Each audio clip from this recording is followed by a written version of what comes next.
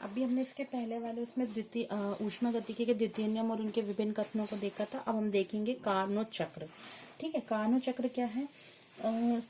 चक्रीय प्रक्रम की हम बात करें तो चक्रीय प्रक्रम क्या होता है? एक ऐसा प्रक्रम है जिसमें तंत्र एक के बाद एक, दूसरे, तीसरे इत्यादि परिवर्तन होने के बाद अपने प्रारंभिक अवस्था में लौट आता है। ठीक है, और इन प्रक्रम के अध्ययन के लिए केवल हमको इनकी प्रारंभिक और अंतिम अवस्थाओं की ऊर्जा का उपयोग करना होता है। इस संपूर्ण चक्र में जो ऊर्जा होती है यानी डेल ई जो होता है, इसका मान क्या होता है? 0 होता है। यानी अगर हम एक पूर्ण चक्र की बात करें तो पूर्ण चक्र में ऊर्जा में जो परिवर्तन होता है वो कितना मिलता है? डेल ई बराबर 0 मिलता है। ठीक है, तो अब ऊष्मागतिकी के प्रथम नियम के अनुसार क्या होता है? Del E is equals to Q minus W. तो जब पूर्ण चक्र की यानी चक्रीय प्रक्रम की बात करेंगे तो चक्रीय प्रक्रम में डेल ही 0 है, तो 0 बराबर क्या हो जाएगा? Q माइनस डब्ल्यू, यानी Q बराबर W। यानी इसका मतलब क्या है? इसका मतलब है कि प्रत्येक चक्र में ऊष्मागतिकी प्रथम नियम अनुसार जितनी ऊष्मा तंत्र अवशोषित करेगा वो किए गए कार्य के बराबर होती है। यानी अब हमने एक पूर्ण चक्र को कई पदों में कराया है, तो यदि Q1, Q2, Q3 वो अनेक पद में इतनी ऊष्मा अवशोषित कर रहा है और W1, W2, Q1, Q2, Q3 के अलावा उसके क्या है? वर्क है ना, जो उसने ऊष्मा अवशोषित करी थी। तो यानी संपूर्ण अवशोषित की गई ऊष्मा किसके बराबर होती है? किए गए कार्य के बराबर होती है। ठीक, तो इसका मतलब अब चूंकि उत्क्रमणीय प्रक्रम में अधिकतम कार्य प्राप्त होता है, इसलिए चक्र के प्रत्येक परिवर्तन में पद को उत्क्रमणीय विधि से कराया जाता है। हमें पता है कि प्रत्येक पद में हमको अधिकतम कार्य प्राप्त होता है, इसलिए हम प्रोसेस को किसमें कराते हैं? उत्क्रमणीय विधि द्वारा कराते हैं। ठीक है, उत्क्रमणीय विधि ये बहुत इंपॉर्टेंट चीज है हमारे लिए कि हम इसको किस तरीके से कराते हैं? रिवर्सिबल मैनर्स, जिसको अपन हिंदी में बोलते हैं उत्क्रमणीय विधि के द्वारा। ठीक है, कार्नो ने एक ऐसे ही साइकिल की कल्पना की थी जिसमें सर्वाधिक ऊष्मा जो है उसको कार्य में परिवर्तित किया जाए, और कार्नो ने इसी चक्र को अपने नाम पर क्या कहा था? कार्नोट साइकिल कहा था, है ना, कार्नोट चक्र। कार्नो ने सबसे पहले बताया था कि एक ऐसे चक्र की कल्पना की जिसमें अधिकतम ऊष्मा जो होती है वो कार्य में परिवर्तित होती है, और ये कार्नो इंजन का। और इसके लिए जिस इंजन को, है ना, जो भी ऊष्मा इंजन द्वारा इसके लिए जो भी इंजन को उपयोग में किया जाता है या जो भी ऊष्मा इंजन इस कार्नो चक्र के अनुसार कार्य करता है उसे कार्नो इंजन कहा गया। ठीक है, इसके द्वारा अवशोषित ऊष्मा का सर्वाधिक भाग कार्य में परिवर्तित होता है। तो कार्नो चक्र के बारे में हम देखते हैं। कार्नो चक्र जो है ये एक आदर्श चक्र है और इसमें 4 पद होते हैं। इसके लिए सबसे पहले इंपॉर्टेंट चीज हमको ध्यान रखना है कि इसमें 4 पद हैं।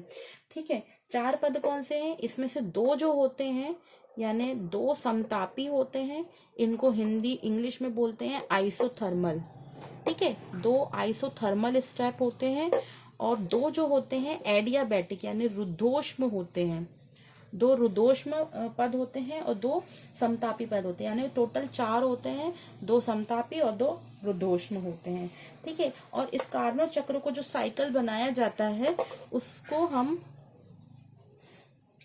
सूचक आरेख कहते हैं। यानी अगर हम इस तरीके से बनाए हम कार्नो चक्र को, तो ये खींचा जाता है प्रेशर और वॉल्यूम के अकॉर्डिंग। ठीक है, और ये इस तरीके से होता है, ये इस तरीके से कार्नो साइकिल होता है ना। ये 4 पद बताए गए हैं, ये 4 रेखाएं जो होती हैं 4 पदों को बता रही हैं ये। ठीक, अच्छा, चक्र के प्रत्येक पद को हम उत्क्रमणी विधि से कराएंगे और प्रत्येक पद में प्राप्त जो कार्य का योग होगा वह अधिकतम कार्य होगा जो अवशोषित होने वाली ऊष्मा से प्राप्त किया जा सकता है। तो कार्नो चक्र को समझने के लिए हमने एक ऐसे काल्पनिक बेलन की कल्पना करी है जिसमें हमने एक मोल क्या करी है? हमने एक काल्पनिक बेलन लिया है जिसमें 1 मोल आदर्श गैस, आइडियल गैस हमने उसमें भरी है। ठीक है, आइडियल गैस ली हुई है। अब इसमें हमने क्या करा? भार रहित, घर्षण रहित पिस्टन लगा दिया और इसको 2 बड़े बड़े ऊष्मा कुंडों में जिस है उसमें हमने रखा। इसमें से 2 ऊष्मा कुंड जो है, एक तप्त है, एक हमने तप्त कुंड लिया है ना, एक तप्त कुंड है और दूसरा जो है ये ठंडा कुंड है। ठीक है, एक तप्त है जो T2 टेम्परेचर पे कार्य कर रहा है, एक ठंडा कुंड है जिसको हम बोलते हैं सिंक। ठीक है, और जो तप्त कुंड है उसको हम बोलते हैं सोर्स। ठीक है, तो ये T1 पर है और जो तप्त कुंड है वो T2 पे कार्य कर रहा है।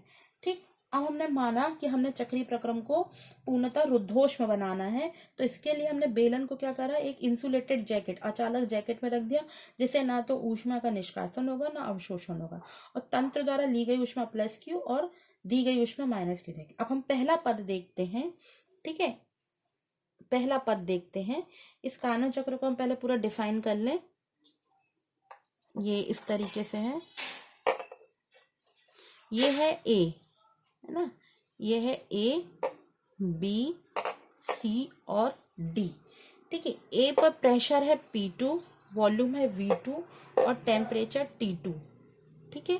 अब यहाँ पर हम देखेंगे ये जो है ये P1, V1 और टेम्परेचर यहाँ भी कितना है T2, ठीक। सी पे हम बात करेंगे तो P3, V3, टेम्परेचर कितना है T1, यहाँ कितना है डी पर P4, V4 और टेम्परेचर कितना होगा T1, ठीक है। तो ये जो होगा ये आइसोथर्मल होगा, ये भी आइसोथर्मल होगा, ये एडियाबैटिक होगा, ठीक है, और ये भी क्या होगा एडियाबैटिक होगा, यानी ये समतापी, ये समतापी, ये रुद्धोष्म और ये रुद्धोष्म, ठीक है। तो अब हम प्रथम पद की बात करते हैं। प्रथम पद जो कि कैसा है, समतापीय है ना, समतापी प्रसार वाला है, समतापी प्रसार। यहाँ गैस का क्या हो रहा है, प्रसार हो रहा है। माना हमने गैस की प्रारंभिक अवस्था ली है ए, ये क्या है, गैस की प्रारंभिक अवस्था ए है, ठीक है।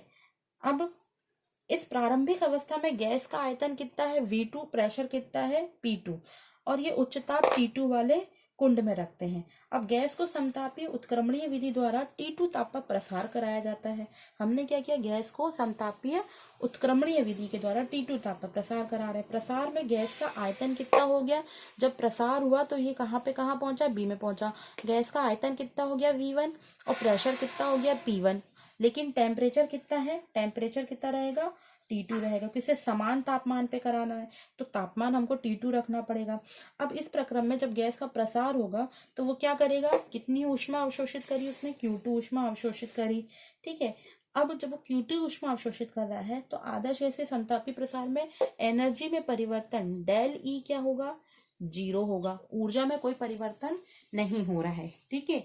ऊर्जा में परिवर्तन क्यों नहीं हुआ, क्योंकि से अगर ये ऊष्मा अवशोषित नहीं करता और बिना ऊष्मा अवशोषित किए यहाँ पर क्या होता, प्रसार होता, तो उस समय ऊर्जा में परिवर्तन देखने को मिलता। लेकिन क्योंकि इसने Q2 ऊष्मा अवशोषित करी इसलिए ऊष्मा में परिवर्तन क्या है, डेल ई 0। तो प्रथम नियम के अनुसार del E is equal to क्या हो जाएगा, Q माइनस W, ठीक है। अब डेल ई का मान कितना है, 0 है। अब यहाँ पर अवशोषित ऊष्मा कितनी है, Q2, और किया गया कार्य कितना होगा, Q2 ऊष्मा। कार्य क्या हो रहा है, गैस को प्रसार करने में हो रहा है, तो डेल ई जब 0 है तो Q2 माइनस W, यानी इससे हमको क्या मिल जाएगा, Q2 बराबर किसके बराबर है, W1 के। ये हमारे पास एक वो आएगा, यानी अवशोषित ऊष्मा किसके बराबर हुई, कार्य के बराबर। और हमको वक्र AB द्वारा दर्शाया गया है कि यहाँ पे समतापी प्रसार हो रहा है, तो इस समय गैस के द्वारा किया गया कार्य W1 है ना, कितना होगा, वॉल्यूम में चेंज कहाँ से कहाँ हो रहा है, V2 से V1 हो रहा है, और किया गया कार्य हमें पता है किसके बराबर होता है, P dV के बराबर होता है। तो यहाँ पर हम रखेंगे P dV, तो किया गया कार्य W1 बराबर कितना हो जाएगा, V2 से V1 P dV, ठीक है। अब हमको पता है यहाँ पे P तो क्या हो गया, है ना। अभी हम इसमें यहाँ पर एक और चीज रख सकते हैं कि PV बराबर क्या होता है, nRT होता है, लेकिन अगर 1 मोल गैस ली है तो कितना हो जाएगा, RT। तो यहाँ पर हम PdV की जगह क्या रख सकते हैं, RT। तो V2 से क्या हो जाएगा, V1। P की वैल्यू रखेंगे तो P की वैल्यू कितनी आ जाएगी, RT अपॉन V। तो यहाँ पर हमने वैल्यू रखी RT अपॉन V। अब टेम्परेचर क्योंकि से T2 है और यहाँ पर हमको क्या रखना है, DV। तो अब हमको इसको फाइनली सॉल्व करने पर कितना मिलेगा, R कांस्टेंट है, R बाहर आ जाएगा, T2 बाहर आ जाएगा, क्योंकि इसे समान तापमान पे करना है। तो T2 और R बाहर आ गए, तो केवल क्या बचा, V1, V2 से V1 1/V dV। और 1/V जो होता है, ये मैथ्स वाले अच्छे तरीके से जानते होंगे, 1/V जो होता है ये होता है log V, ठीक है। तो यहाँ पर आ जाएगा R T2 log V, ठीक है। ये हो जाएगा V2 से V1, ठीक, अब यहाँ पर हम लिमिट पुट करेंगे तो लिमिट हमको रखनी पड़ेगी R(T2) ln V1 minus ln R(T2) ln V2। ठीक है, इसको अगर हम और सॉल्व करेंगे तो यहाँ पे मैथमेटिकल एक्सप्रेशन यूज हो जाएगा log a minus log b। तो R(T2) इज इक्वल टू क्या मिलेगा, R(T2) is equal to log V1 upon V2, ये मिल जाएगा। तो ये हमें किसकी वैल्यू मिल गई, किए गए कार्य की। तो समतापी प्रसार जब कराएंगे तो हमको किए गए कार्य की वैल्यू कितनी होगी वो हमको वैल्यू पता चल गई। W1 बराबर R(T2) ln V1 upon V2। तो ये था समतापी प्रसार में किया गया कितना कार्य की वैल्यू क्या होगी। अब हम देखेंगे कि ये तो हो गया पहला पद, अब दूसरा पद है ना। अब दूसरे पद में क्या होगा, दूसरे पद में होगा रुद्धोष्म प्रसार। ठीक है, अब ये हम आएंगे दूसरा पद, ये प्रथम पद था, अब हम देखेंगे द्वितीय पद। द्वितीय पद क्या है, रुद्धोष्म प्रसार, वहां रुद्धोष्म प्रसार होगा द्वितीय पद में। तो जब रुद्धोष्म प्रसार होगा तो अब गैस कहाँ पर है, बी पर है ना, कर्व के बी पर हम बात करें, बी पर गैस का तापमान अभी कितना है T2 और आयतन कितना है V1 है। अब गैस का जब हम एडियाबैटिक एक्सपेंशन करा रहे हैं यानी रुद्धोष्म प्रसार करा रहे हैं तो इसका वॉल्यूम अब क्या हो जाएगा, प्रसार कराने पर गैस का पिस्टन लगी है तो पिस्टन ऊपर की ओर बढ़ेगा तो वॉल्यूम कितना हो जाएगा, V1 से क्या हो गया, V3 हो गया। ठीक है, आयतन बढ़ गया, V1 से V3 कर दिया और गैस का बेलनाकार पात्र क्योंकि ऊष्मा कुंड से निकाल कर एक अचालक जैकेट में रख दिया गया है। हमने क्या किया था, बेलनाकार जो पात्र था जिसमें हमने आइडियल गैस ली थी, अब इसको हमने ऊष्मा कुंड T2 से निकाल कर किस में रख दिया, एक अचालक जैकेट में रख दिया। अचालक जैकेट का मतलब ना तो ऊष्मा का उत्सर्जन होगा ना अवशोषण होगा। तो अब उत्क्रमणीय प्रक्रम में जब रुद्धोष्म प्रसार कराएंगे तो इसका तापमान T2 से गिर जाएगा। क्यों, क्योंकि इसे बाहर से तो कोई ऊष्मा ली नहीं जा रही है तो उसको ऊष्मा कहाँ से प्राप्त होगी, किसी ऊष्मा का ना अवशोषण हो सकता है ना उत्सर्जन। तो तापमान स्थिर रहेगा क्या, नहीं, तापमान कितना हो जाएगा, T1 से T2 हो जाएगा। ठीक है, तो अब तापमान T1 से T2 से T1 आ जाता है। अब इस कर्व को हम किससे रिप्रेजेंट करेंगे, जब तापमान T1 से T2 जा रहा है तो ये कर्व में BC से निरूपित किया जा रहा है। अब यहाँ पे ताप बाहर से अवशोषित नहीं होगा तो अब ऊष्मा जब प्रसार कराना है ना, गैस को प्रसार कराना है, V1 से V3 वॉल्यूम करना है तो ऊष्मा जब बाहर से ली नहीं जा रही है तो कैसे वो होगा, तो अंदर की ऊष्मा यूज की जाएगी तभी तो तापमान गिर रहा है। तो जब अंदर की ऊष्मा की जाएगी आंतरिक ऊर्जा खर्च होगी, आंतरिक ऊर्जा खर्च होगी यानी यहाँ पर Q बराबर जीरो, Q बराबर जीरो यानी ऊष्मा का अवशोषण किया ही नहीं किया है ना। Q क्या निरूपित करता है, Q निरूपित करता है ऊष्मा का अवशोषण। तो जब ऊष्मा का अवशोषण नहीं किया गया यानी यहाँ पे Q बराबर क्या हो जाएगा, जीरो। जब Q बराबर जीरो हो जाएगा तो ऊष्मा गति के प्रथम नियम क्या होता है, डेल E बराबर Q माइनस डब्ल्यू, यानी डेल E बराबर यहाँ पर Q जीरो हो गया तो किसके बराबर होगा, माइनस डब्ल्यू के। ठीक है, या हम W बराबर माइनस डेल ई भी लिख सकते हैं, यानी ऊर्जा में परिवर्तन देखने को मिलेगा, वो कितना होगा, W बराबर माइनस डेल ई। ठीक है, अब यहाँ पर देखो, अब हम आगे क्या देखते हैं, अगर Q बराबर जीरो है तो अब क्योंकि इसे किया गया कार्य यहाँ पर क्या होगा, W2 होगा और W2 किसके बराबर हो गया, माइनस डेल ई के। ये चीज अभी हमने देखी, ऊष्मा गति के चाहो तो यहाँ लिख लो, ऊष्मा गति के प्रथम नियम के अनुसार del E is equal to Q minus W, Q zero है तो डेल ई बराबर क्या हो जाएगा, माइनस डब्ल्यू। अब क्योंकि से किया गया कार्य, यहाँ पर दूसरे की बात कर रहे हैं, दूसरे पद की, तो दूसरे पद के लिए किया गया W2, तो W2 is equal to minus del E ले सकते हैं। ठीक है, ये W2 is equal to minus del ई।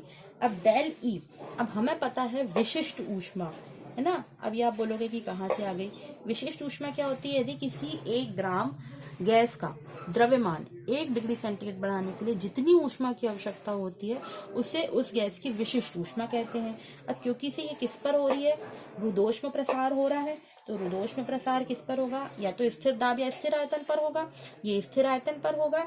तो CV इज इक्वल टू क्या होगा, अवशोषित की गई ऊष्मा डेल ई किसके बराबर होगी, यानी विशिष्ट ऊष्मा CV बराबर कितनी होती है, del E by del T के बराबर होती है, dt के बराबर है ना। यहाँ पर हम डेल ई का मान निकालेंगे तो कितना हो जाएगा, डेल ई का मान आ जाएगा CV dt is equal to del E, ये हो जाएगा विशिष्ट ऊष्मा की परिभाषा से। तो यहाँ पर W2 बराबर हमको क्या मिल जाएगा, माइनस CV dt। ठीक है, अब लेकिन हमने इसका क्या किया है, एक्सपेंशन किया है, कहाँ से कहाँ तक, T2 से T1 पे किया है। तो इसमें हमने क्या आ जाएगा, इसको फर्दर हम जब सॉल्व करेंगे तो आपको पता होगा कि जब यहाँ पर कोई टर्म नहीं होती यानी 1 मानते हैं, और 1 का क्या होता है, t होगा, क्योंकि ये फंक्शन t का है। ठीक है, तो इसका यहाँ पर जब हम इंटीग्रेशन करेंगे तो कितना आ जाएगा, -cv, ये आ जाएगा t, और यहाँ पर हम लिमिट पुट करेंगे t2 t1। जब हम लिमिट का वैल्यू रखेंगे तो कितना हो जाएगा, -cv, कितना हो जाएगा, t1 -t2, upper limit minus lower limit. तो ये वैल्यू आ गई। चाहो तो इसको और सॉल्व कर लेंगे, माइनस को इधर कर दिया तो कितना हो जाएगा, cv t2 -t1, है ना। माइनस निकाले तो माइनस माइनस क्या हो गया, ये। तो ये आ गया हमारे पास एक्सप्रेशन नंबर 2। ठीक, इससे हमको क्या हो गया, विशिष्ट ऊष्मा की वैल्यू पता चल गई। ठीक, विशिष्ट ऊष्मा यानी सीवी की, CV is equal to T2 - T1, ये कौन सा मिल गया हमको, W2 कार्य का मिल गया। ये आणविक विशिष्ट ऊष्मा हो गई। अब हम तृतीय पद देखेंगे, इसको स्क्रीनशॉट लेना चाहे तो ले लीजिए आप।